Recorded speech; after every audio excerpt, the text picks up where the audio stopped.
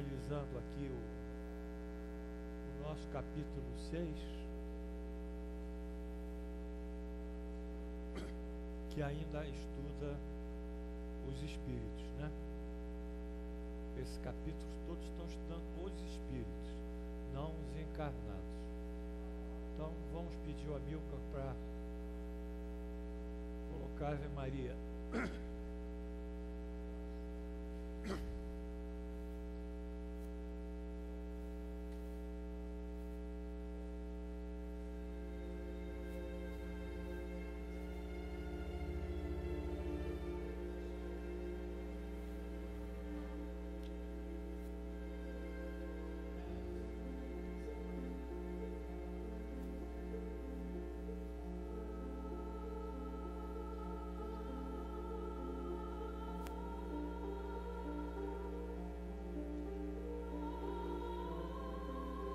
Jesus,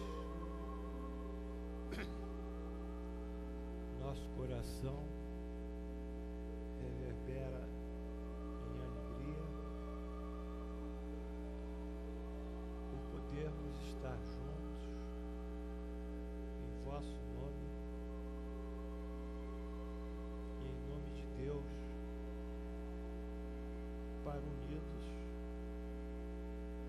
estudarmos vossos ensinamentos que nos chegam pela doutrina espírita. Sabemos, de acordo com o que dissestes no capítulo 14 de São João,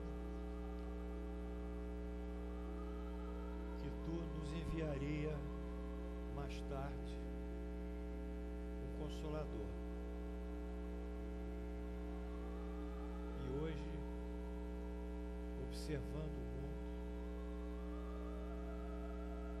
os contrastes, as contradições, os acidentes, as tragédias, as perdas, as doenças, as tristezas, enfim, todo esse desequilíbrio psicológico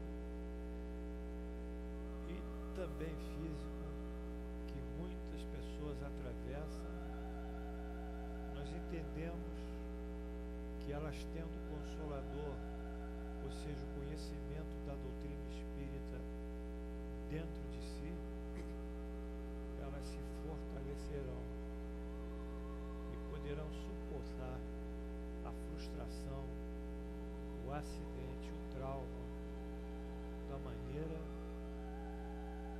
mais positiva que lhes for possível.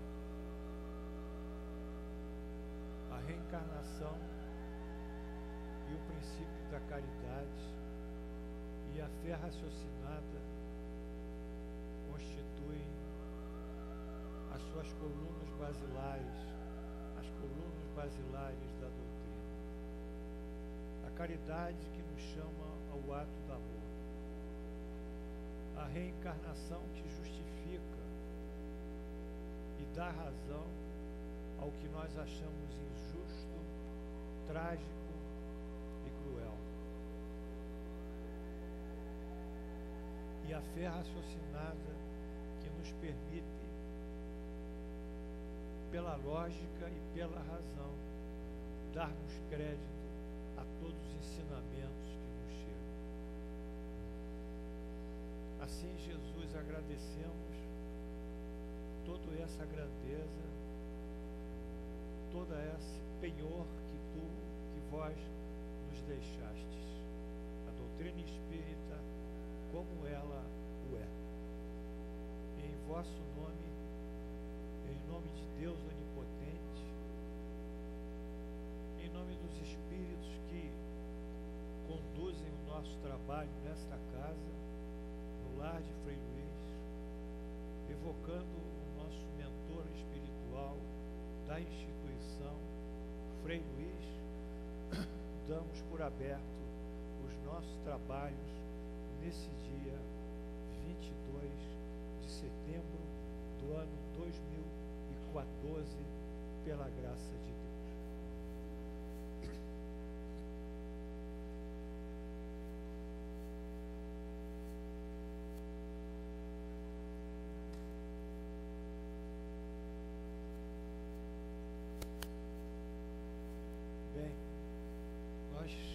estamos estudando o mundo espírita, ou dos espíritos, e vamos hoje dar continuidade à lembrança que os espíritos têm da sua existência na carne corporal.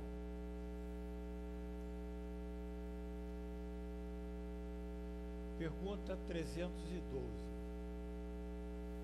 Os espíritos conservam a lembrança dos sofrimentos que passaram na última existência corpórea? Ou seja, eles lembram daquilo que passaram na vida? Frequentemente a conservam. E essa lembrança os faz melhor avaliar a felicidade que podem desfrutar como espíritos.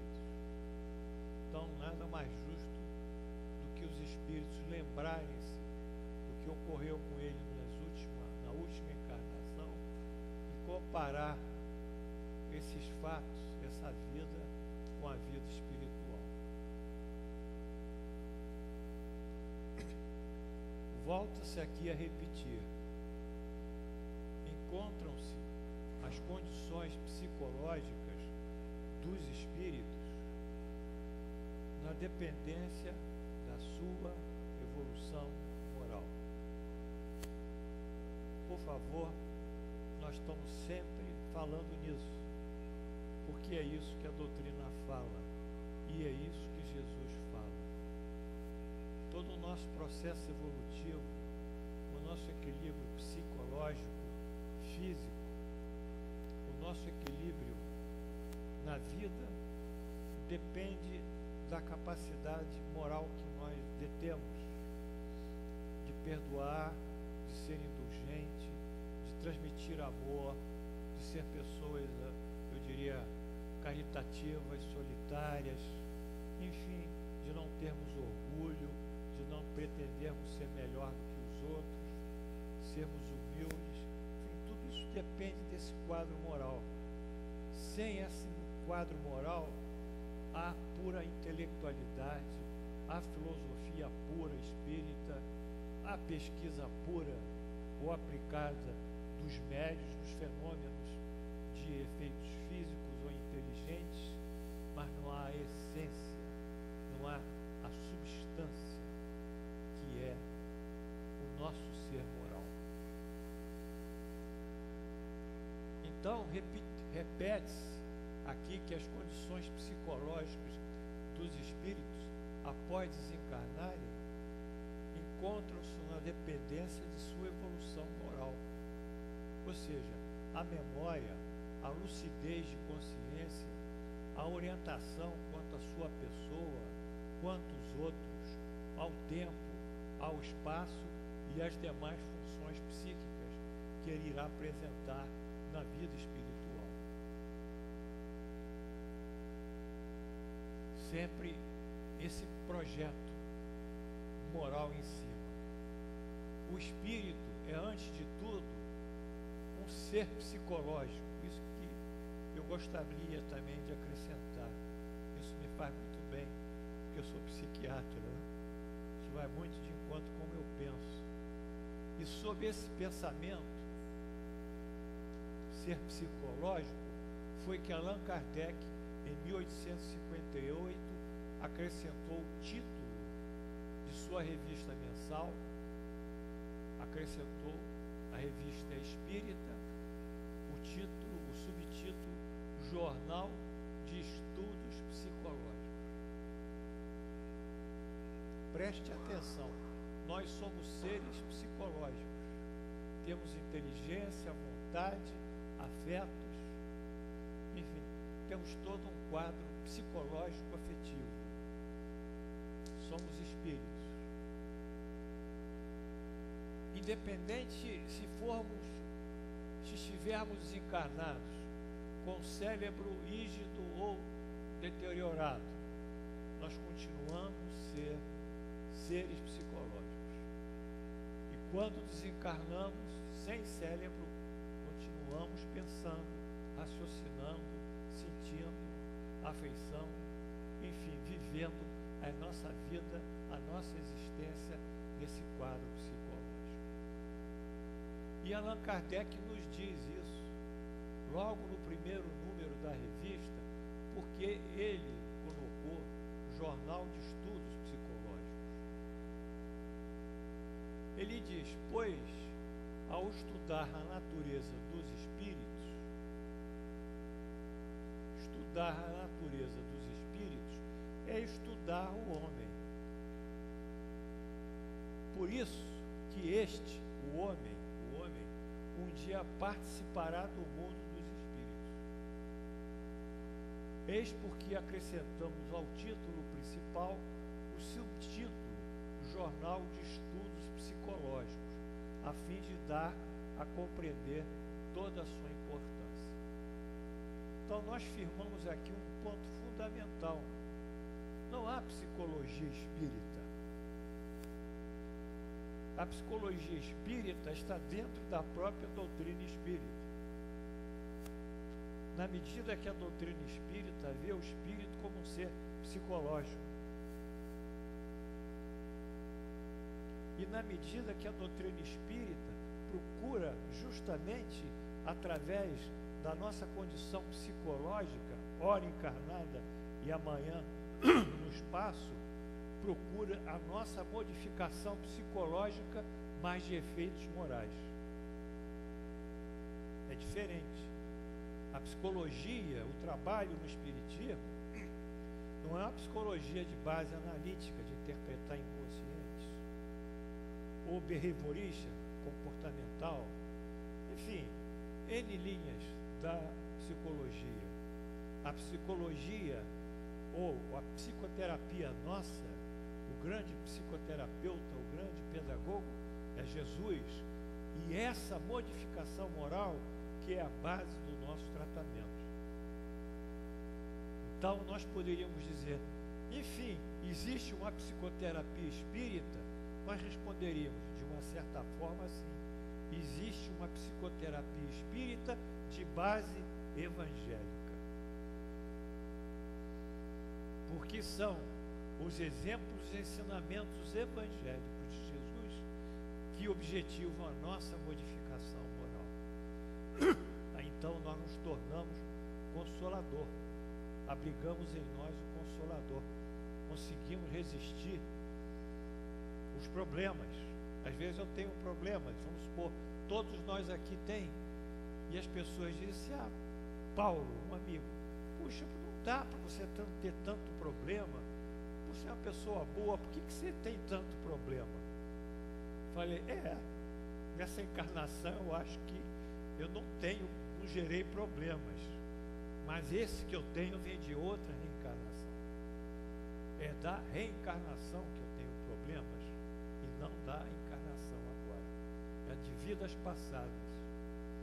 Então essa visão que a gente tem um problema e a gente não consegue justificá-lo, mas se nós retroagirmos a outra ou outras vidas, ele será plenamente justificado.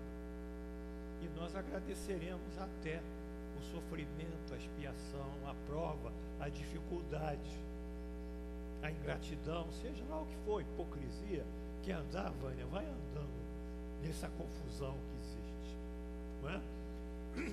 Mas nós entendemos isso, e isso nos dá uma força interna, aliada a uma conduta absolutamente correta, porque não adianta falar e não fazer o que se faz, o que se ensina, né? Voltando, portanto, superando esse aspecto da revista espírita, que tem os estudos psicológicos, ainda tem um comentário sobre a lembrança. Em decorrência, pode-se concluir que as lembranças da vida corpórea, no caso específico da presente pergunta, mais dependerá do que? Da evolução moral do espírito e, particularmente, o encontrar-se em mundo mais feliz e livre de sofrimentos passados. Essa é a justiça divina. A justiça dos homens não nos interessa. São códigos civis códigos penais que são modificados de época a época, de costumes a costumes, de país a país e de interesses políticos a interesses políticos. As nossas leis são transicionais, são adaptadas a uma época, e à medida que a coisa vai prosperando, elas vão se modificando. Bom, sobre essa questão do valor moral, nós temos aqui um depoimento no livro Céu e Inferno, ou A Justiça Divina, segundo o Espiritismo, de uma jovem, provavelmente 17, 18 anos, não tinha mais do que isso, eu creio até 17 anos, que ele chama de Senhorita Emma. Vamos a Milka. Em consequência de acidentes causados por fogo, faleceu essa donzela após cruéis sofrimentos. Alguém se propusera solicitar sua evocação na Sociedade Espírita de Paris, quando ela se apresentou espontaneamente a 31 de julho de 1863, pouco tempo depois da morte. O que ela diz, essa menina? Ela diz o seguinte: a chama que me consumiu o corpo débil também me despojou de suas cadeias. E assim morri vivendo a verdadeira vida. Quer dizer, ela morreu renascendo, como Jesus diz. Não é a ressurreição, é o renascimento para o mundo espiritual. E também, quando nós estamos aqui, a reencarnação. Morri vivendo a verdadeira vida, é o reino do céu.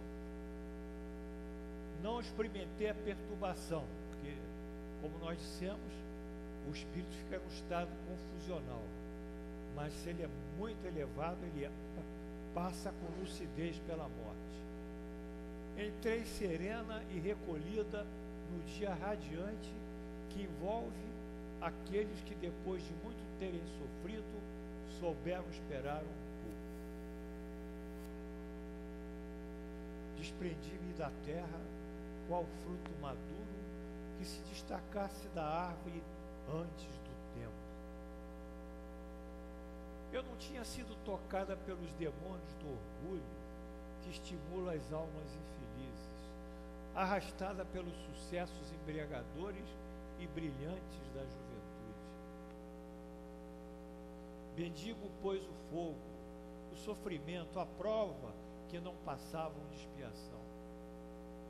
Semelhante a esses leves fios de outono, flutuam na torrente luminosa, e não são mais as estrelas de diamante que me rebrilham na fronte, mas as áureas estrelas do bom Deus.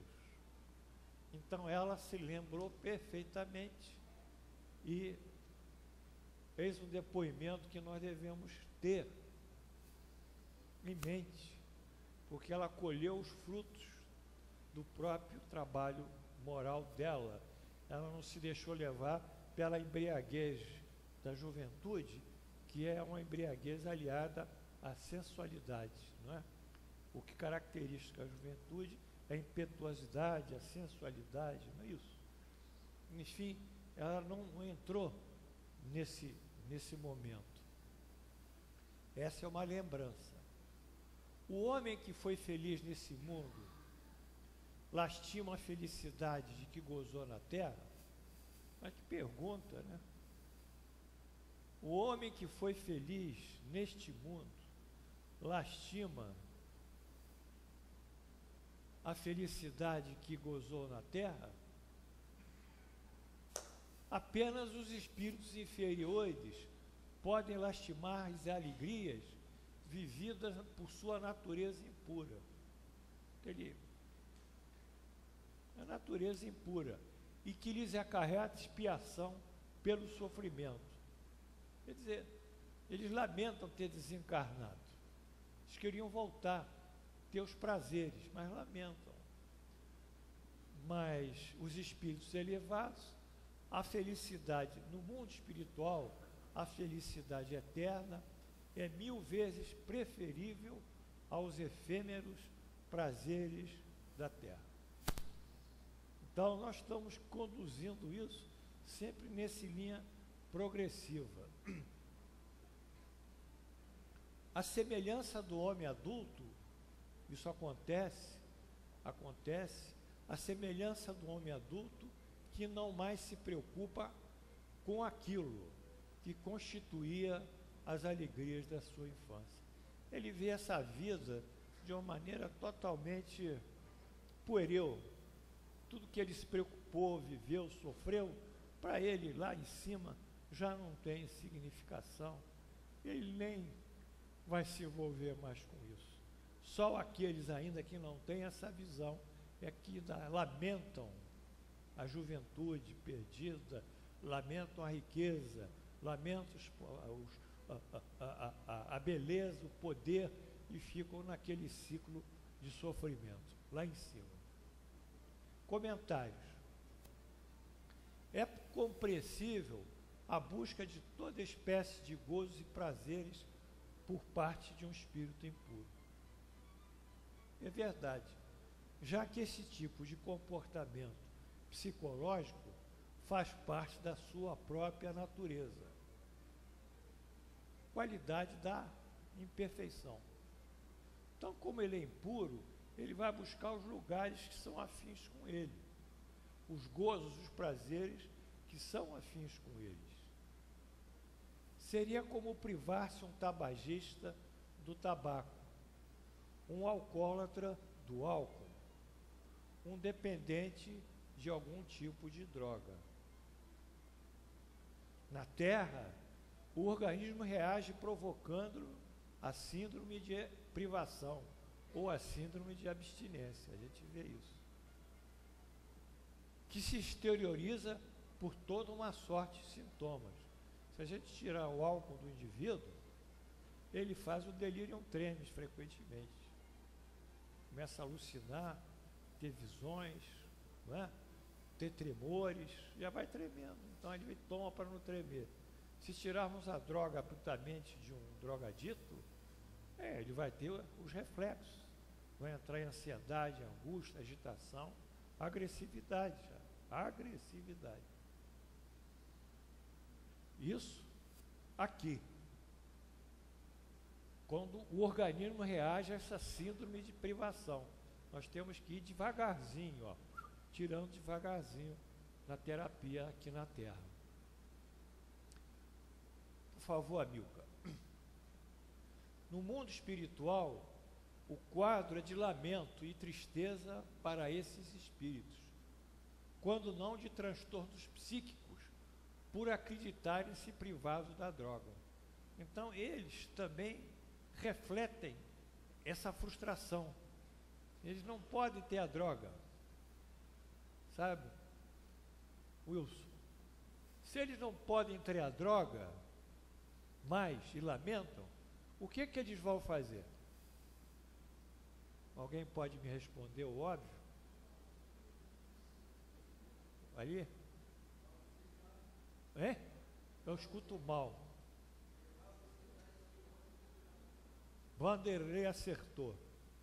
Ele vai pegar um indivíduo que é drogado, que é alcoólatra, um indivíduo que tem compulsão sexual de alguma espécie, um pervertido, e cola no perispírito dele. O perispírito é energia.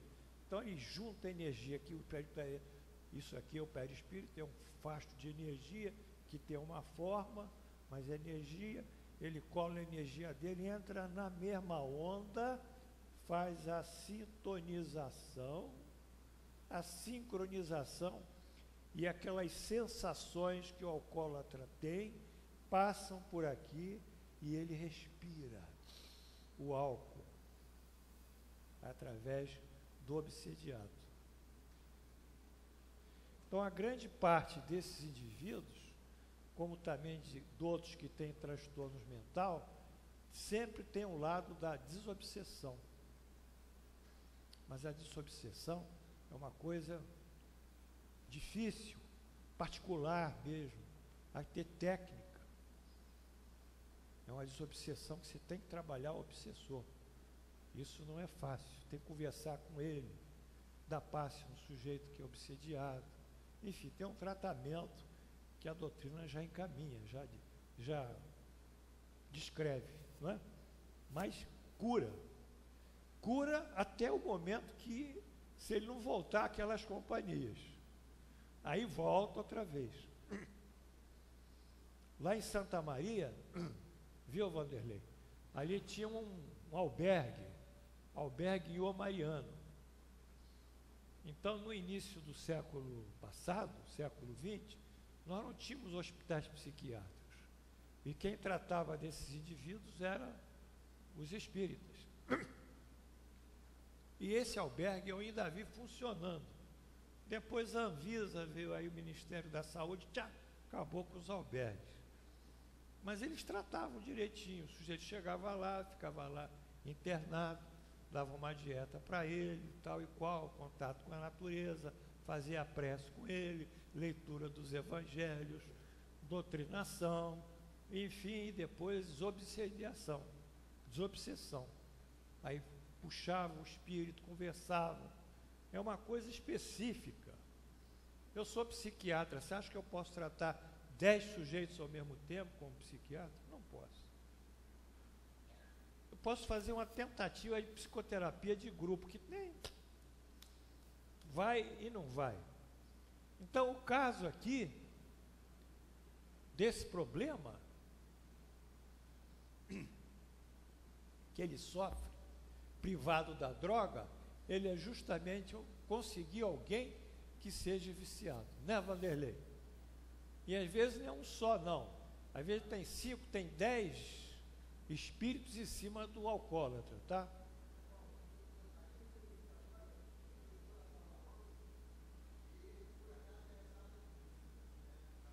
Sala de quê?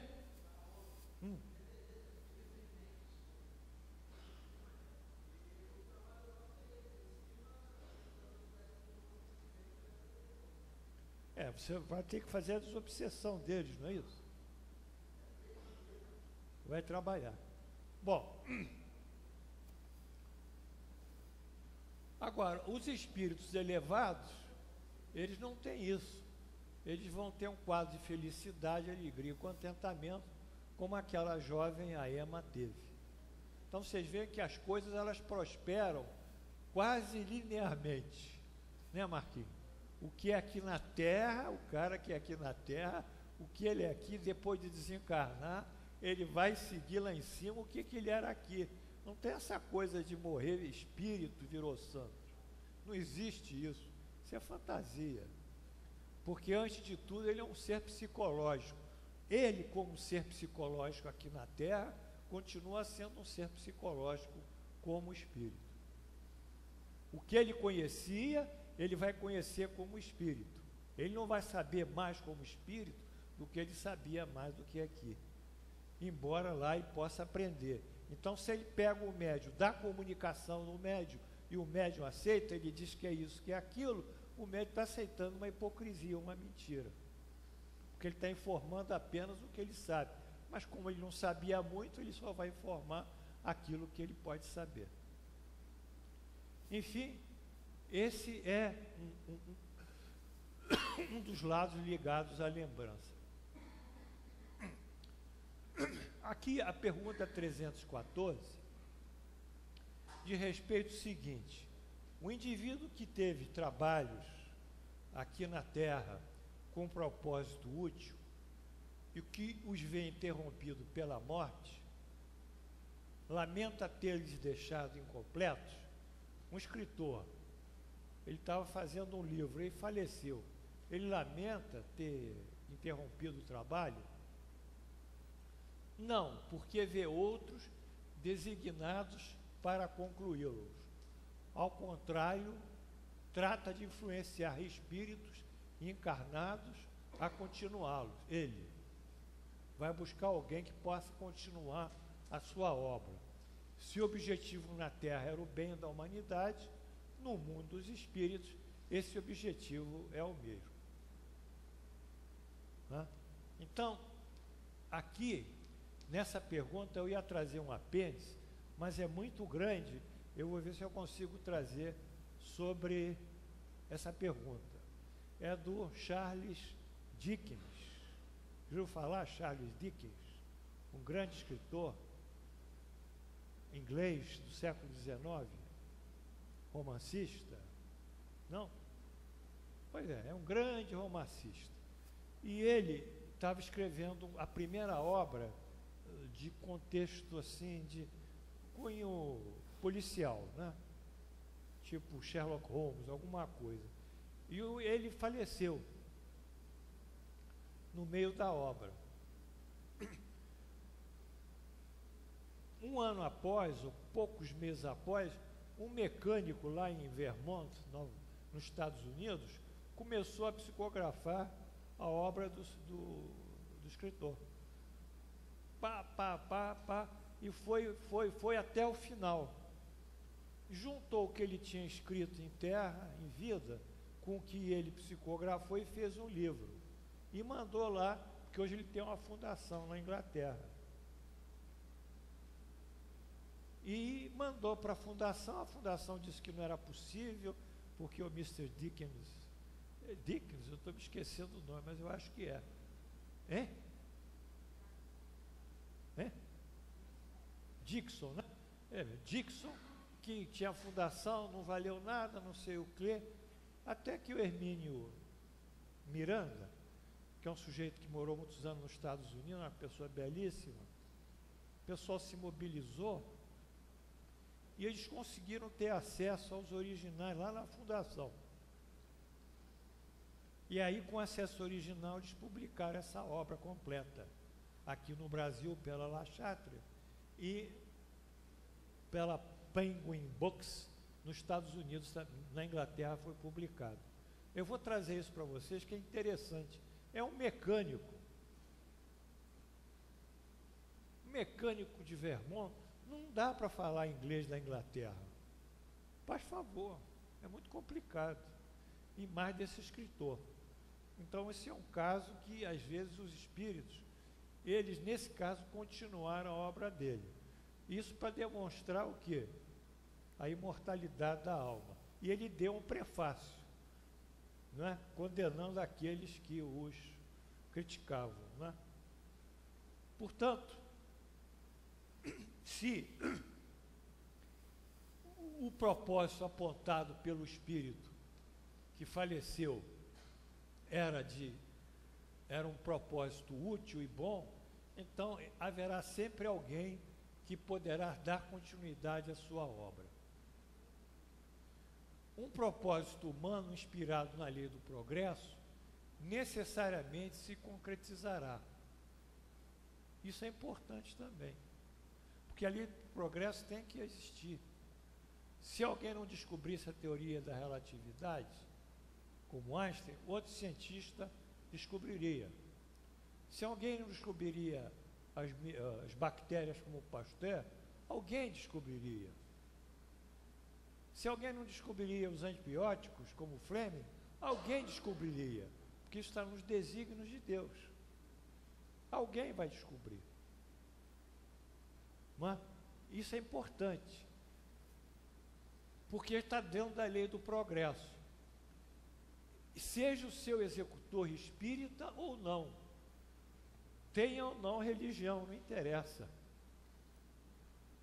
pois que verdadeiramente vale são as suas intenções no bem. Pode ser até ateu, não importa.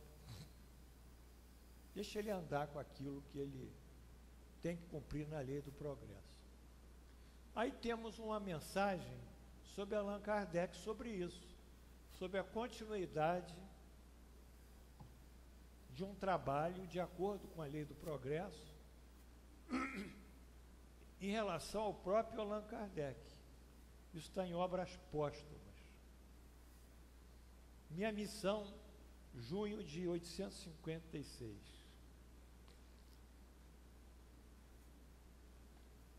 Na casa do senhor C. Médium, está errado aqui, senhora ali. Ele pergunta ao Espírito de verdade, Allan Kardec: bom Espírito, eu desejara saber o que pensa da missão que alguns espíritos me assinaram. Ele quer conferir. Resposta: confirmo o que te foi dito, mas recomendo-te muita discrição, se quiseres sair-te bem. Tomarás mais tarde conhecimento das coisas que te explicarão, o que ora te surpreende. Não esqueças que podes triunfar, como podes falir.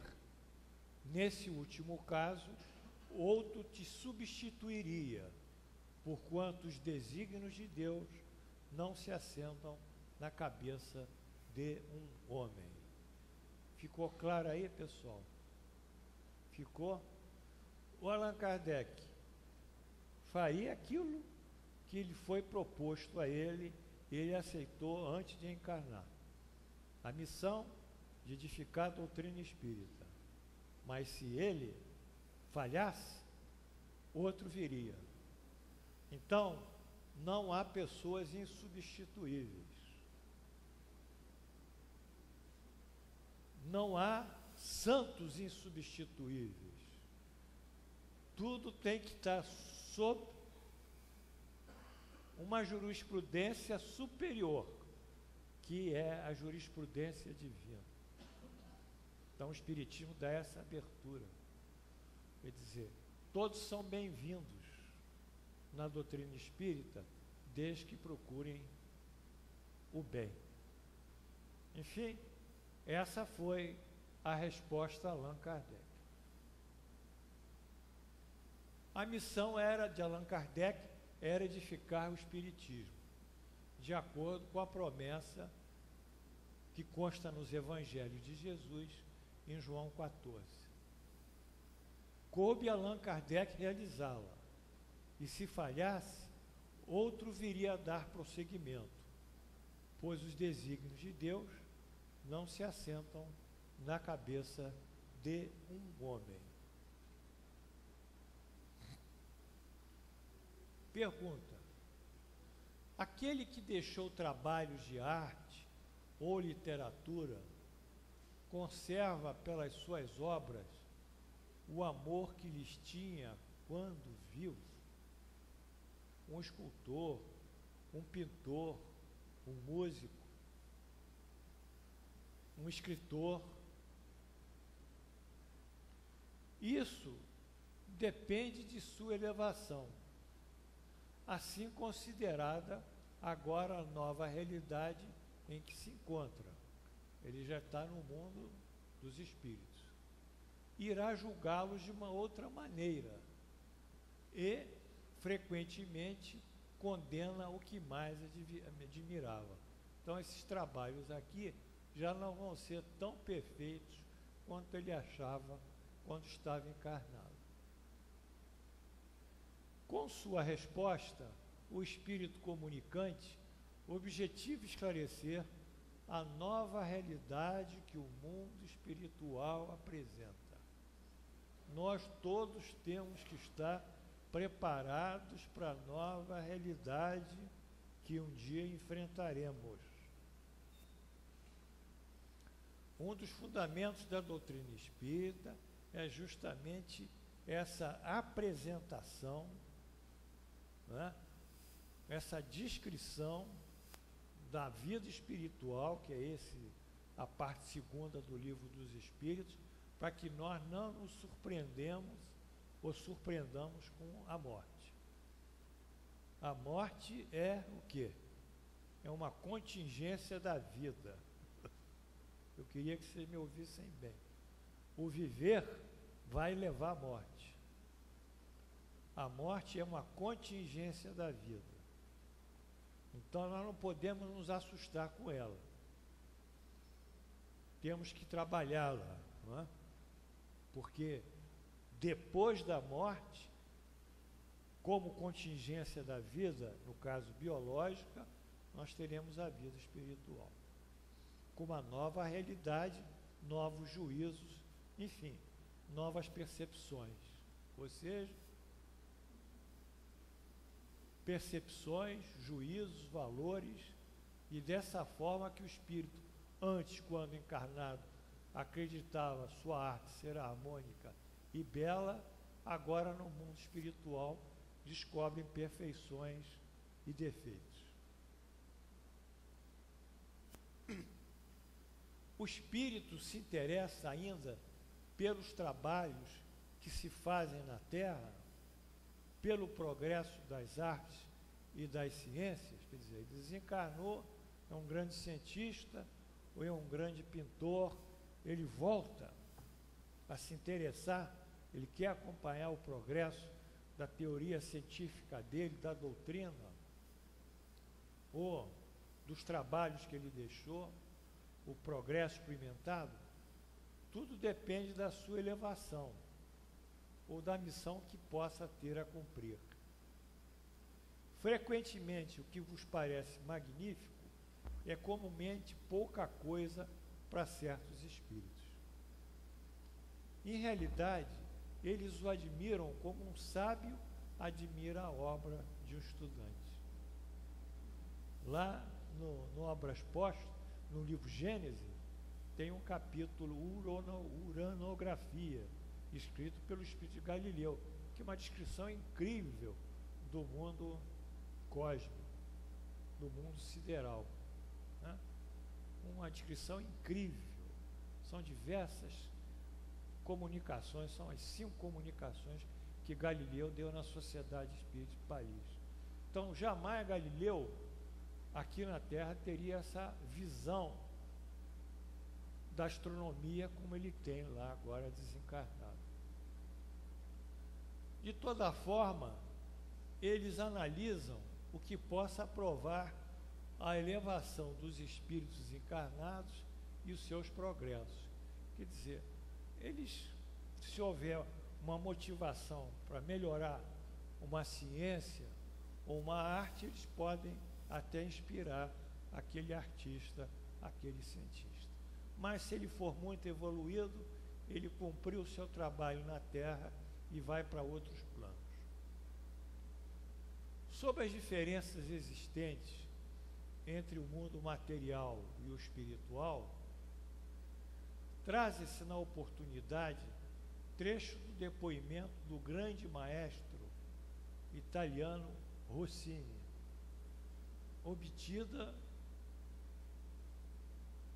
esse depoimento obtido na Sociedade Espírita de Paris. Aí o Rossini é evocado e aparece. O grande maestro Rossini, o criador de tantas obras-primas, segundo os homens, nada mais fez do que debulhar algumas pérolas menos perfeitas do escrínio, que é um pequeno estojo estofado para guardar joias e objetos de valor, do escrínio criado pelo mestre dos mestres. Rossini reuniu notas, compôs melodias, bebeu da taça que contém todas as harmonias, bebeu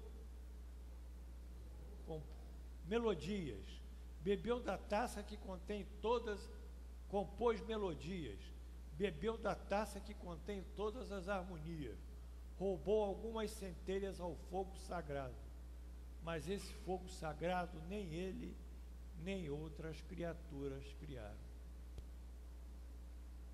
Então, Rossini começa a dizer que as composições dele, as óperas famosas dele, não são tão originais assim, porque são cópias de criações musicais muito elevadas que ele percebe no mundo espiritual. E ele continua: nada inventamos, copiamos do grande livro da natureza. e a multidão aplaude quando não apresentamos por demais deformada a partitura. Uma dissertação sobre a música celeste, quem poderia de tal coisa encarregar-se? Eles pedem, se o Rossini pode. Um espírito sobre-humano poderia fazer vibrar a matéria em uníssono com essa arte encantadora? Que cérebro humano, que espírito encarnado poderia apanhar-lhe as matizes infinitamente variadas? Quem possui a esse ponto o sentimento da harmonia? Não, o homem não está feito em tais condições. Mais tarde, muito mais tarde. Então, depois dessa comunicação, em que ele se declara incompetente para descrever a música no mundo espiritual, ele dá uma segunda. E aí ele já assinala um avanço, tentando descrever como é a música, né? E aí, mas essa é uma outra já passagem que não cabia no ponto de hoje, porque o ponto de hoje assinala quando o artista desencarna, como ele vê a obra que ele criou. E, em regra geral, ele vê a obra muito pobre em relação à grandeza da criação. E ele se diz muito pobre, ele se diz um compilador das coisas da natureza, que ele se apropriou. Ele não criou esse fogo sagrado, ele se apossou desse fogo sagrado que já existia pela criação do mestre dos mestres. Então vocês vão vendo esse desequilíbrio de juízos entre o espírito na terra e depois o espírito desencarnado. São duas realidades. Duas realidades. Vocês estão me entendendo? Como uma realidade é estar na primeira, jogando um Brasileirão na primeira hora, e outra realidade é estar na segundona. São duas realidades. Não é assim, Valtinho? Hein? Como é? Perfeitamente aí. É sádico ainda por cima. Mas ele é sádico. Mas, de toda forma, nós já estudamos isso aqui, nas mudanças de referencial, né? Mudou o referencial, mudou a realidade. Mudou totalmente a realidade, né? Havia um patologista, ginecologista, no século XIX, Samuel Weld, que ele dissecava cadáveres para os alunos da faculdade, isso era em Viena, e em seguida ele ia fazer partos. Então havia uma incidência de infecção puerperal, que é após o parto, em torno lá de 80% das mulheres morriam. Era mais ou menos isso. Esse é um caso clássico. Um dia, por alguma inspiração lá de cima, ele decidiu fazer o seguinte, porque não usavam nem luvas, não existia bactérias para ele, só foi existir depois de Pasteur. Não existia vírus, não existia nada, né? Então, não existia o micro-organismo em síntese. Então ele resolveu lavar a mão de alguma maneira, alguma inspiração, que não sabe de onde vem. Quando ele começou a fazer os partos, após as mãos lavadas, caiu brutalmente a incidência das infecções puerperais. Então ele fez uma relação entre o que ele trabalhava no anatômico lá, na patologia, e o que ele fazia na sala de obstetrícia, não é? Na mesa obstétrica. E aí ele mostrou essa relação. Naturalmente ele foi expulso da faculdade, foi discriminado, porque não havia micro-organismo, não tinha prova de micro-organismo, e a ciência conservadora mata até o empirismo, porque ali haviam dados estatísticos que eles não podiam negar. Mas não interessa. Interessa o que o cientista da academia acha e não o que nós, pobres pensadores, achamos. Enfim, então, que é mais um ponto de mudança de referencial. Então, essa situação da ausência de contaminação, de contágio, permaneceu até Pasteur, quando Pasteur, buscando a fermentação, descobriu que passando de um frasco para um outro, havia a reprodução dos mesmos fermentos que estavam no primeiro frasco. Então ele viu que havia uma reprodução. Aí criou a primeira lei da biologia. Todo ser vivo é reprodução de outro ser vivo. Tá? É a primeira lei. Todo ser vivo reproduz outro ser vivo. Primeira lei da biologia. Então, a partir dessa nova realidade, é que a medicina caminhou para a asepsia, lavar a mão, colocar luva, vai na UTI, lava bem, porque está tudo infectado, né? Isso aqui é uma fonte de bactéria, então vai andando, né? Enfim, então, essa mudança de referencial é uma mudança que também atua na Terra por esse simples exemplo, mas fortemente mesmo é no mundo espiritual. Vamos a outro. O grande mestre Rossini, Gioacchino Antônio Rossini, mesmo em espírito, declara-se incompetente para descrever a grandeza da música celestial. Fica-se, portanto, com a imperfeita e deficiente comparação com o mundo espiritual. É difícil. Valoriza-se, isto é possível, o objetivo da obra d'arte e seus benefícios para a sociedade e o progresso da humanidade. Mas não dá para comparar. Bom, os espíritos mantêm após a morte o amor à pátria? O princípio se mantém. Para os espíritos elevados, a pátria é o universo.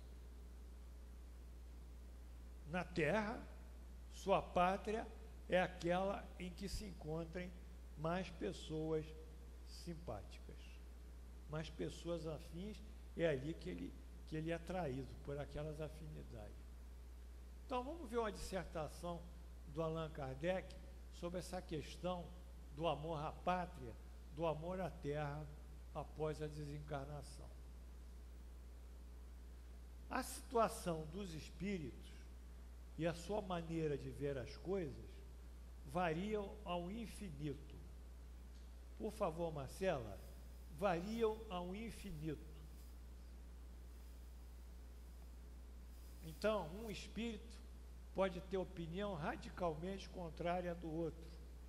Nenhum espírito tem o condão da verdade. Sobretudo os que estão aqui junto de nós, que trabalham conosco nas casas espíritas. Todos eles ainda são espíritos em busca de evolução e de resgate, agora no mundo espiritual, mas atuando no mundo material. Então, assim como cada um de nós, os nossos bilhões de habitantes, temos a sua própria individualidade, assim os espíritos também variando ao infinito.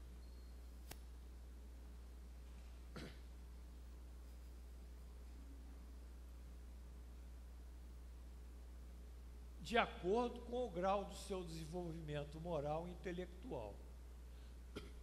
Os espíritos de ordem elevada geralmente fazem na Terra estações de curta duração. Quer dizer, eles passam pouco tempo na Terra. Tudo quanto aqui se faz é tão mesquinho em comparação às grandezas do infinito, as coisas que os homens dão mais importância, são tão pueris aos seus olhos, que encontram pouco atrativos neste mundo, a menos que tenham para aqui sido chamados, tendo por objetivo colaborar para o progresso da humanidade. Então, esses espíritos elevados, eles se afastam naturalmente da Terra, a não ser que tenham aqui uma missão na Terra. Aí eles vão como missionários, ainda no mundo espiritual, colaborar com a Terra. Os comentários de Allan Kardec sobre a evolução moral e intelectual dos espíritos, com a correspondente escolha do mundo que guarda afinidade, já foi estudado. Estudamos no capítulo Pluralidade das Existências e nas percepções, sensações e sofrimentos dos espíritos. Vocês voltam lá e vão ver isso, né? A escolha, por que escolhe os mundos, né? De toda forma, cabe aqui breve comentário do espírito Mozart, extraído de correspondência remetido à Sociedade Espírita de Paris e que consta na Revista Espírita, Jornal de Estudos Psicológicos. Vamos ver o que Mozart diz. Pergunta-se a Mozart: haverá grande vantagem de voltar a habitar a Terra? Vocês acham? Quem acha que é grande vantagem voltar à Terra? Quem acha? Hoje. Os que acham, os que não acham, permaneçam sentados. Unanimidade. Unanimidade. Não, a menos que em missão. Aí vem como missionário, é diferente. Vem com Mahatma Gandhi, com Luther King, né? Vem para fazer reformas, né? Então, porque então avançamos? Quer dizer, mesmo ele volta para um lugar que já ele não teria vantagem, mas para isso, com isso ele progride. Não seríamos mais felizes se permanecêssemos como espíritos? Aí é outra pergunta. Se ficar só no mundo espiritual, não encarnasse mais. Não. Estacionaríamos. Pedimos a reencarnação a fim de avançarmos para Deus. Agora, essa reencarnação, como nós vimos lá, a pluralidade das existências, ou pluralidade dos mundos, também, essa reencarnação pode ser num planeta mais evoluído. Nós vimos que um planeta bem mais evoluído que a Terra é o planeta Júpiter. Vocês lembram disso?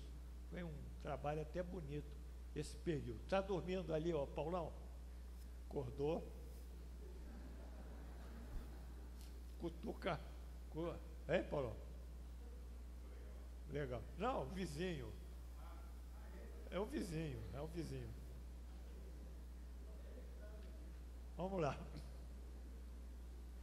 Segundo o comentário da Allan Kardec, os espíritos de ordem intermediária são os que mais frequentemente permanecem em nosso planeta, embora considerem as coisas de maneira mais elevada que durante a reencarnação. Esses de ordem intermediária, eles ficam aqui na psicosfera do planeta, né? Numa parte mais elevada, mas em que eles trocam emanações mentais conosco, né? Porque nós estamos sempre emitindo emanações, pensamentos e também recebendo pensamentos. Nós somos emissores e receptores de energia mental. E esses aqui, eles ficam num plano em que eles emitem e recebem, mas vêm de uma maneira diferenciada dos encarnados, né?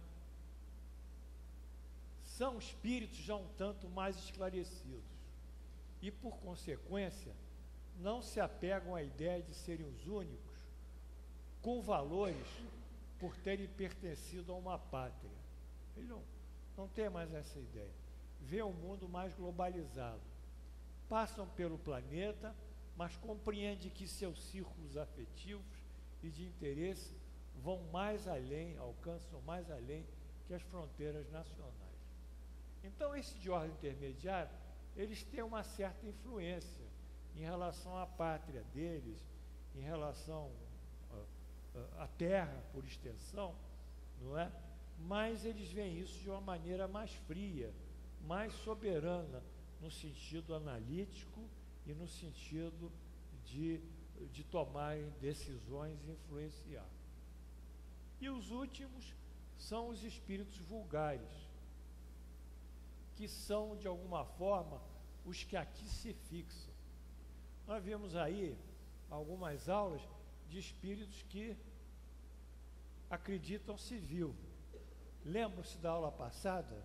Legrand-Pierrot? Legrand-Pierrot, ele achou que não morreu, estava vivão.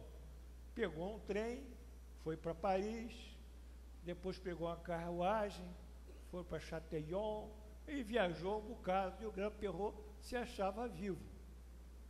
Quer dizer, assim como o Legrand-Pierrot se acha vivo e está fazendo companhia aos encarnados, assim há bilhões de espíritos também circulando nas ruas, nas casas, em todos os ambientes. Né? Alguns também podem ser desencarnados, mas eles têm interesse em se fixarem. Tem casos de espíritos que desencarnam e não saem da casa. Ficam sentados lá naquele sofá da sala. Fica lá. Só que ele acha que não estão ouvindo ele, que ele fala, não estão se comunicando com ele, mas ele está lá no sofá da sala. Está tomando conta na cabeça dele. Então, essa é o grande contingente de espíritos que estão aqui ligados à Terra, ainda depois de desencarnar. Né? Ou seja, eles constituem a massa da população ambiente do mundo invisível, perto da Terra. Né?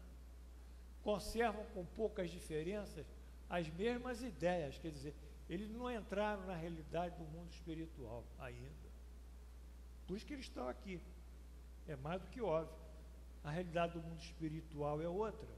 Os mesmos gostos, as mesmas inclinações que tinham no seu envoltório corporal. Mesma coisa. Não evoluíram em nada. Não perceberam nada. Intromete-se em nossas reuniões,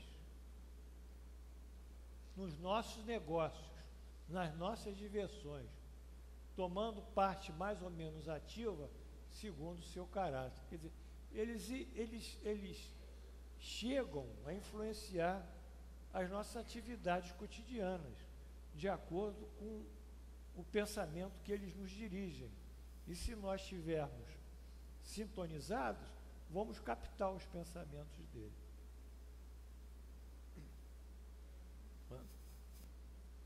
Agora, não podendo satisfazer suas paixões, gozam na companhia dos que a elas se sujeitam, influenciam e excitam as imperfeições e vícios dessas pessoas. Quer dizer, eles estão vivendo ainda na Terra, embora desencarnados. Encontram-se entre eles alguns mais sérios que procuram ver e observar para fim de instrução e aperfeiçoamento, que é o caso ali do pessoal do nosso lar, que vem para cá para fazer observações e estudo. Mas, regra geral, esses espíritos estão intrometidos em todos os lugares, não é isso? Allan Kardec comenta sobre bilhões e bilhões de espíritos que transitam invisivelmente na Terra ou permanecem nos planos espirituais mais próximos, mentalmente ligados aos seus habitantes. Então eles ficam assim, como se fosse lá a ionosfera, lá em cima, e mandam a energia mental para nós e vice-versa. Isso nós já vimos ainda. Outros ainda guardam as sensações do uso de drogas, adere-se ao perispírito dos viciados, colhendo aí a satisfação dos seus vícios. Não é isso, Vanderlei? Cadê o Vanderlei? Tá, não é isso que eu falei? Hein? Obrigado. Agora, André Luiz, ele fala disso no livro Libertação, que eu pensei alguma coisa sobre isso. Um pouquinho só. São espíritos vingativos. É o Saldanha. O Saldanha era um instrumento de um potentado espiritual das trevas, que era dirigido por um ex-padre chamado Gregório. Então ele era o imediato do Gregório. E havia uma mulher, Margarida, que em reencarnação passada trouxe muitos problemas para o Gregório, o ex-padre. Alguma coisa ligada a adultério, traição, alguma coisa, e o Gregório ficou inflamado dos sentimentos de vingança. E mandou o Saldanha, que tinha problemas, outros também de vingança, com um grupo especial, obsediar a moça, chamada Margarida. Essa é a introdução do caso que André Luiz vai narrando. Então, o Saldanha, André Luiz que narra, acompanhou-nos quem? Um Saldanha, um tanto solitário, mais desconfiado. E em seguida, a breve pausa, deixou-nos livre a entrada de grande cômoda do casal. Mulher ainda moça, mostrando extrema palidez, nas linhas nobres do semblante digno, entregava-se à tormentosa meditação. Então, estava até na cama, num sofrimento, numa angústia. Não é? Dois desencarnados de horrível aspecto fisionômico inclinavam-se confiantes e dominadores sobre o busto da enferma, submetendo a uma complicada operação magnética. Então, eles passavam uma energia totalmente negativa, eu diria uma energia patogênica, sobre o plexus, no caso do busto, seria o plexo cardíaco, ou aqui embaixo, o epigástrico, né? Dois desencarnados. Bom, quando concentrei todo o meu potencial de atenção na cabeça da jovem, singularmente abatida,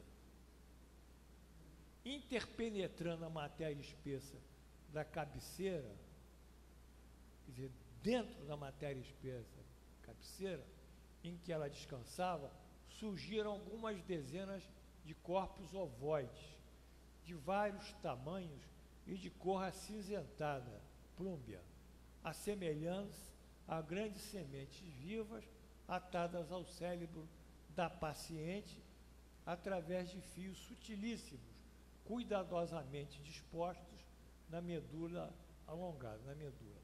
Esses corpos ovoides é uma redução do perispírito.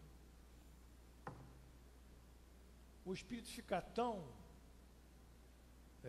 enclausurado numa situação trágica que ele mesmo atua sobre os fluidos perispiritual e ganha uma formação ovoide. É um perispírito redondo, cinzento, pardo às vezes, mas são espíritos, mas são corpos que captam a energia da pessoa, vampirizam. Muito bem, e ali havia uma ligação energética que eram os fios sutilíssimos, que prendiam a Margarida no cérebro e também aqui na medula.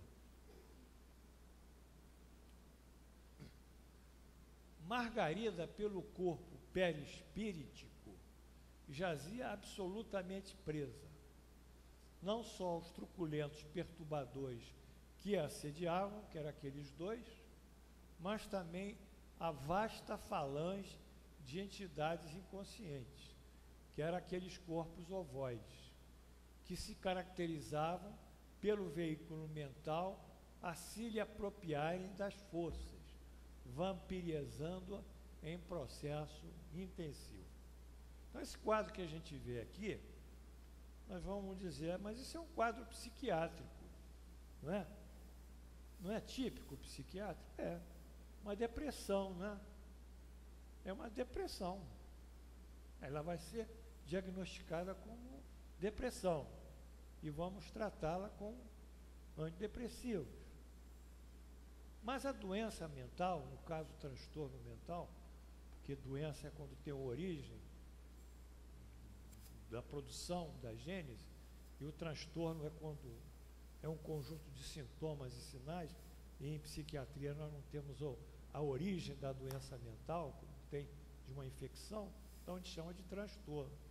Então esse transtorno mental, regra geral, os que estão com transtorno mental estão obsediados. Por isso que uma vez brincando aqui, na minha aula, uma sessão pública, sei lá, eu falei, pessoal, essa sessão pública que tem aqui de domingo, se eu botar uma porta aqui, um salão aqui, que é esse salão, essa confusão, e bota ali, Pinel, Hospital Pinel, e botar uma porta, eu não sei quem entra para cá e quem sai para o Pinel. É verdade, porque o contingente de pessoas, uma verdade triste, mas o contingente de pessoas que procuram a casa espírita, eles têm transtornos. Eles buscam alguma solução. E um contingente das próprias pessoas que trabalham na casa espírita também tem transtornos. Está escutando, Marquinhos? Por isso que a gente não deve dar ouvido a tudo que a gente ouve, né? Então esse é um caso interessante, mas é um caso que a gente está vivendo. E nos negócios? E na briga conjugal? O sujeito está falando com a esposa começa a crescer a voz, começa aquela coisa, tem uns espíritos ali que querem a confusão e vão em cima. E produzem mais ainda a confusão. Eu conheço pessoas que só pela mudança do olhar, eu já sei se está entrando ali a energia de um espírito ou não. Que muda, você muda, a pessoa muda ali, você vê que ela tem a fisionomia clândida, plácida, às vezes, que negócio começa a acender, a crescer aquele olhar assim, a espantar, você sentiu que tem alguma coisa errada. Aí você sai de lado para não discutir. Porque vai discutir é muito pior. Então, esses espíritos aí, vulgares, eles estão nas conferências, nas assembleias, eles motivam guerra, eles fazem de tudo. Porque eles querem participar, na cabeça deles, daquilo que eles acham certo. Ou, se não acham certo sim, porque querem se vingar, e para eles a vingança é uma ação justa na cabeça deles. Então, foi essa aí, um caso interessante também, sobre as lembranças dos espíritos da vida corpórea. As ideias dos espíritos se modificam na vida do espírito? Poxa, eu já falei isso hoje, uma porção de vezes, não é? Muitos sofrem modificações muito grandes à medida que o espírito se desmaterializa. Ele pode, às vezes, permanecer por muito tempo com as mesmas ideias, mas gradualmente a influência da matéria vai arrefecendo e ele então vê as coisas claramente. É nesse momento que procura a ideia de melhorar-se. Que à medida que ele se desmaterializa, ele vai tendo cada vez melhores percepções. Né? Muito bem. Não haveria o porquê das ideias do espírito não se modificarem, pois ele agora vive em outro mundo, o espiritual, com novas referências psíquicas, de tempo, espaço, matéria, referências físicas, de tempo, espaço, matéria, psíquicas, de senso-percepção, articulação do pensamento, comunicação e, finalmente, outras morais, juízos de valores, concepções do bem e do mal, de bem, de mal, direitos e deveres. Então, ele está em outra realidade, por isso que ele vai se modificar. Considerando-se o espírito já ter vivido a vida espiritual antes de sua encarnação, como explicar sua surpresa ao reentrar no mundo dos espíritos? Essa é uma boa pergunta do Allan Kardec. Como é que o espírito se assusta, já que ele morreu tantas vezes e nasceu tantas vezes? Como é que é possível? Aí o espírito responde: em realidade, é o efeito do primeiro momento, da perturbação que se segue ao despertar do espírito. Com o tempo, ele irá perfeitamente reconhecer o seu estado, à medida que ele volta à lembrança do passado e que se desfaz a impressão da vida terrestre. Isso nós vimos também. É como se fosse uma neblina que gradualmente a neblina vai desaparecendo e ele vai ter uma melhor visão ali do vale, daquela região. A consciência vai gradualmente buscando um estado de lucidez. O espírito comunicante assinala inexistir surpresa por parte do espírito, e sim estado confusional, que pouco a pouco vai se dissipando por força da progressiva adaptação senso-perceptiva e psicológica ao mundo espiritual. Eu diria que isso aí é bom para espíritos tão evoluídos, porém há muitos que ficam, como nós vimos ali, ficou 3,5 séculos, né, antes de voltar a reencarnar numa dessas aulas. Vocês se lembram? Ficou 3,5 séculos na erraticidade, lá no mundo espiritual, até reencarnar. Não é? Enfim, isso depende muito, né, da evolução dele e com a evolução da percepção dele. Né?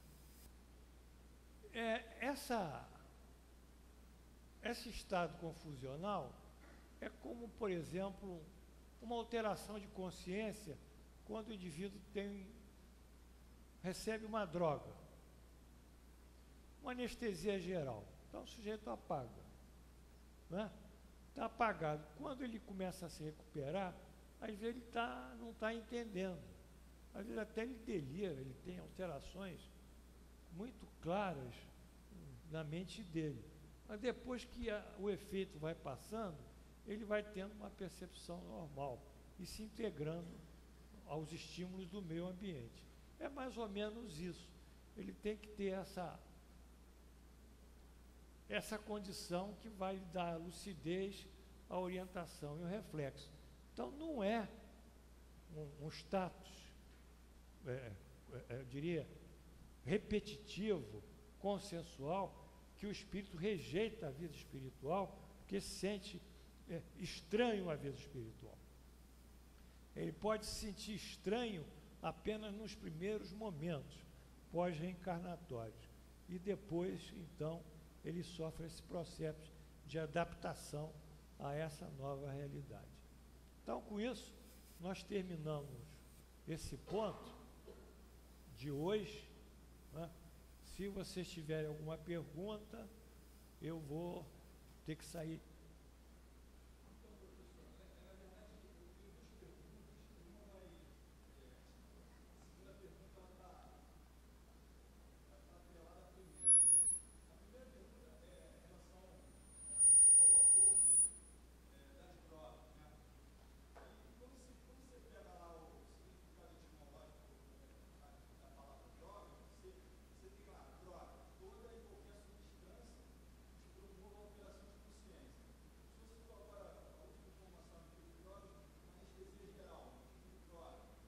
Droga, qualquer fármaco. É que a gente mudou depois os nomes, né? No início era droga mesmo, agora é fármaco.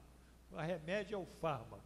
A droga é o negócio ainda na sua essência, sem ser industrializado, né?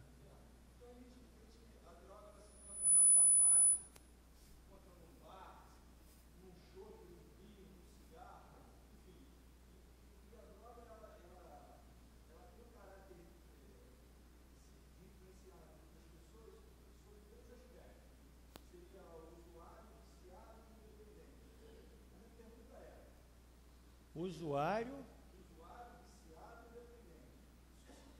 São 3 níveis que você está dizendo. O que usa. O que usa, o que mais? O que é viciado. Dependente e viciado é a mesma coisa. Então são só 2. 2.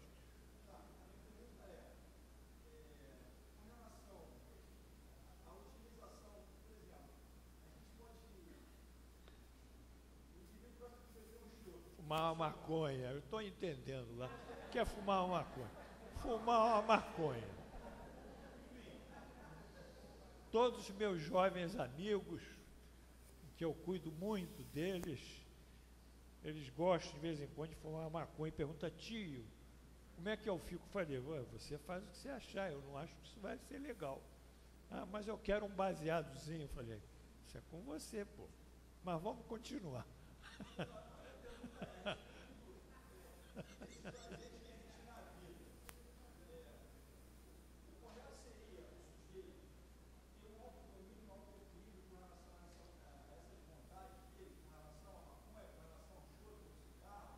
Depende.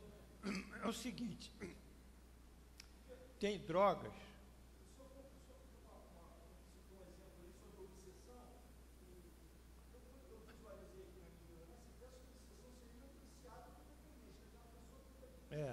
É isso mesmo. Eventual. O eventual. Tem uma balada lá, boa, tchau. Vaiou um pouco, voltou. Né? Para variar. Não, isso é para variar um pouco. Variar aqui. Então, é o seguinte.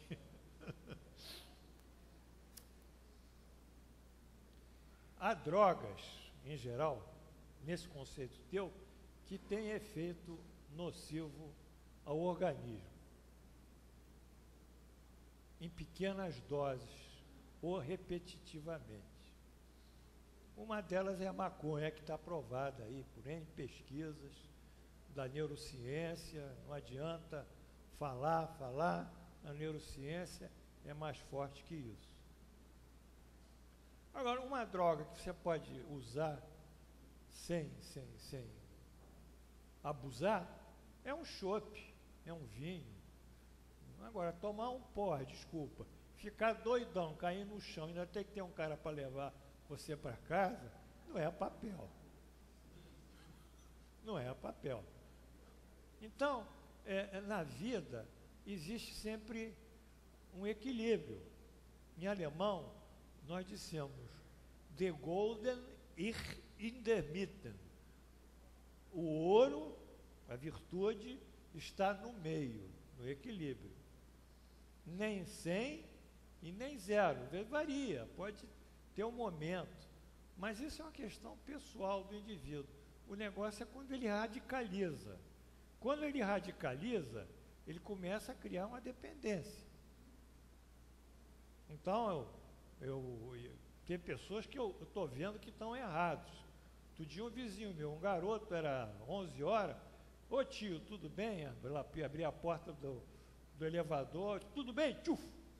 Maior bafo de cachaça. Eu falei: peraí, 11 horas já está assim? A gente sabe que os caras bebem depois das 6, né? Em geral, a gente bebe mais tarde, né? Ninguém bebe de manhã. Quando bebe de manhã já não é um bom sinal, não é?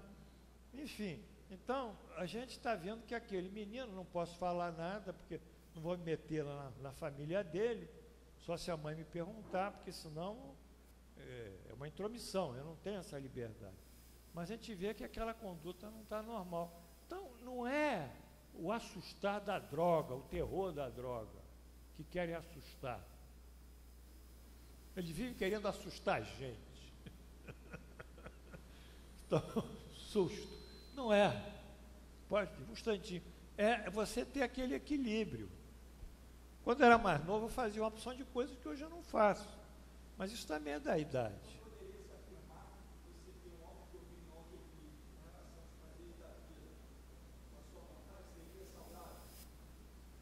Não, você tem direito a viver normalmente. Aqui ninguém é padre, pô. Ninguém é padre, aqui nós somos seres humanos. O que há? Nós não estamos pregando aqui contenção, abstinência, repressão, proibição, moralidade, nesse sentido, repressão. Nós estamos prejudicando uma vida saudável, né? Que às vezes ela até alonga esses efeitos aí, deixa um dia na semana, uma sexta-noite, um sábado, o cara tomar lá o seu chopp. Mas não é um negócio regular. Quer dizer, isso vai muito do indivíduo, porque tem uns que têm propensão. Esse que é o problema.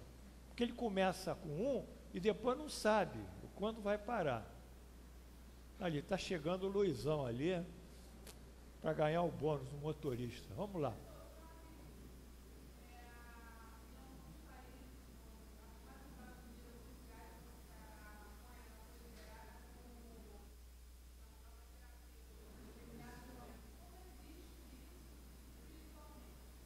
Como existe o quê?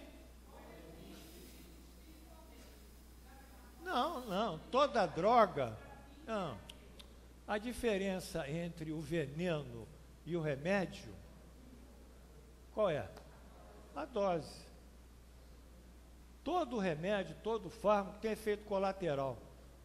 Se a gente não puder medicar, é o melhor, porque sempre vai dar um efeito.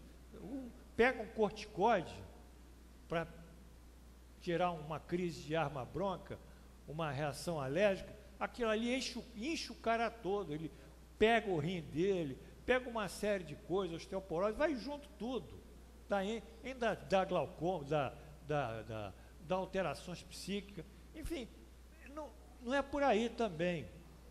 Se as pesquisas clínicas em humanos, não é macaco não, o bicho, cobaia, isso aí é uma coisa, o ser humano é outra. Então, se no ser humano, aquela pesquisa clínica, dentro de um padrão normal da pesquisa, ela produziu efeitos benéficos, analgésicos, no caso da maconha, é indicada. Eu não acho que esteja errado. O que esteja errado é essa falsa cultura que nós vivemos das drogas. Essa falsa proibição, que pelo contrário, levam mais ao uso delas. Você orientasse isso de uma maneira tranquila e deixasse cada um andar direitinho, eles iam andar direitinho, os jovens, lá embaixo ainda, na escola primária. Não sei se você está me entendendo, não é? Tem que dar a eles a liberdade deles, mas mostrar as consequências do excesso de liberdade. Mas não podemos ser repressores, porque vai fazer escondido. Mas é pior ainda, ela gera culpa. Eu queria entrar mais, depois eu vou ter que fazer uma visita aqui. A Glorinha? Sim, professor. Você está com a fita aí? Sim, professor. Então, aqui é um momento muito importante para nós em relação a Carola. Carola vocês conheceram, quem não conheceu, sentava aqui na frente, era como se fosse irmã da Cláudia ali, muito parecida, e a Carola teve um problema que o cachorro mordeu o rosto dela, né? Uma agressão muito séria, né? Que vai ter que trabalhar muito na área plástica, né? Então é uma situação difícil que ela está passando. Inclusive, eu vou hoje lá, agora eu tenho que ir lá visitá-la no hospital. E ela deixou a mensagem para nós.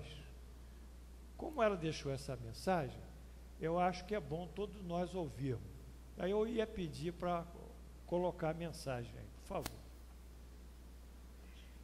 Gente, eu sou a Carola. Bota mais alto, amigo. Eu estou emocionada de poder mandar essa mensagem para vocês, que desde o primeiro momento que eu entrei nessa roda de experiência espiritual, e eu só posso agradecer a oportunidade que Deus está me dando de aprender muito e de aprender mais ainda a gratidão e o respeito pela oração. Eu tenho recebido a oração de vocês, a bênção de vocês através dos meus mentores. E eu não estou chorando de dor, não, estou chorando de alegria e agradecimento. O Ivan está aqui e ele me permite mandar essa mensagem para vocês. Eu estou muito bem, graças a Deus. Graças a Deus, sobre todos os aspectos.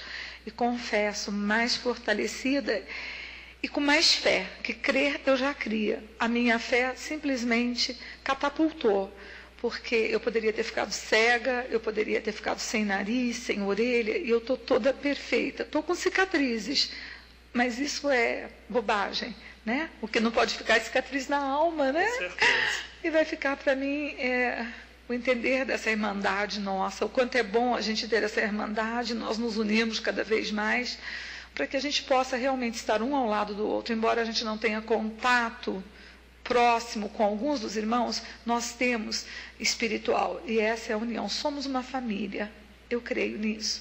E que vá ao meu coração e a minha gratidão. Eu não estou chorando, não. Eu estou emocionada e grata. Que Deus devolva para cada um de vocês o amor que vocês me deram, que vocês dão para as outras pessoas que também precisam. Que vocês tenham esse amor em abundância. Muito obrigada. Hoje é dia 19. Hoje é dia 19 de setembro de 2014. E agora são 18h30. 18 horas e 30 minutos. Que meu coração atinja o coração de vocês no amor e na caridade que vocês tiveram para comigo. Muito obrigada. Carola, Carula. Tchau, gente. Bem, vamos encerrar o nosso curso fazendo uma oração coletiva para a Carola. Ela está no hospital da Unimed, aqui na Ayrton Senna. E eu devo ir lá, como professor, tem que ir. Um sentimento de solidariedade, visitá-la ainda hoje. Então, eu acho que todos nós devíamos ouvir isso e depois refletirmos e ver quanto vale as nossas queixas, quanto vale as nossas preocupações,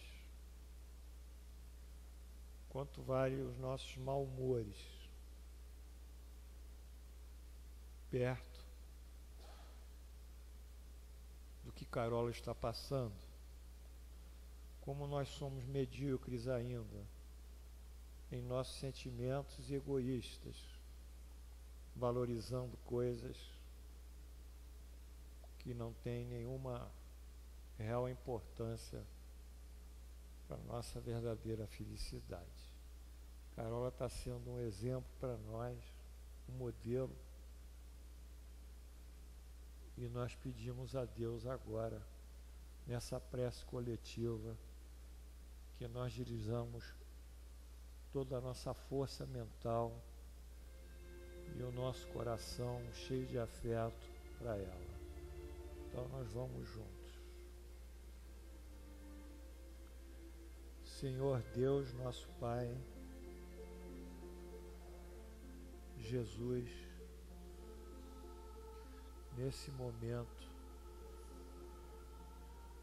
pedimos pela Carola, para que ela receba a força espiritual, a consolação, a firmeza para superar a expiação por que passa. Que a vossa misericórdia, a vossa piedade e, sobretudo, o vosso amor possam penetrar nas células lesionadas do rosto de Carola produzindo a melhor cicatrização, o melhor efeito estético. Jesus, esse é o nosso pedido. Deus, esse é o nosso pedido. Ajudai a Carola. Assim seja. Amém. Em nome de Jesus, vamos encerrar agora com o Pai Nosso e de Deus. Pai nosso, céu, santificado seja o vosso nome. Venha a nós o vosso reino. Seja feita a vossa vontade, assim na terra como no céu. Pão nosso de cada dia dai-nos hoje. Perdoai as nossas ofensas, assim como nós perdoamos aqueles que nos têm ofendido. E não nos deixeis cair em tentação, mas livrai-nos do mal. Assim seja. Amém. Em nome de Jesus e pela graça de Deus, encerramos a nossa aula no dia 22 de setembro do ano 2014, mais uma vez.